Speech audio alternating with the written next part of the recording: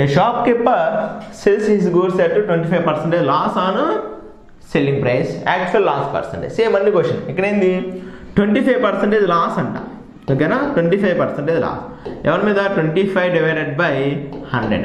So 25 1 జారు 25 4 జారు equal 1/4. దీని meaning ఏంటిది, మన ఏమని అడిగాడు, 25% లాస్ ఆన్ సెల్లింగ్ ప్రైస్ అన్నారు. సెల్లింగ్ ప్రైస్ అన్నారు కాబట్టి డినామినేటర్లో ఏంటిది సెల్లింగ్ ప్రైస్, నోమినేటర్ లాస్ అన్నారు కాబట్టి లాస్, ఓకేనా. అప్పుడు చూడండి, కాస్ట్ ప్రైస్ లాస్ వచ్చింది కాబట్టి లాస్ సెల్లింగ్ ప్రైస్, ఈ ముగ్గురు యొక్క రిలేషన్ చూద్దాం.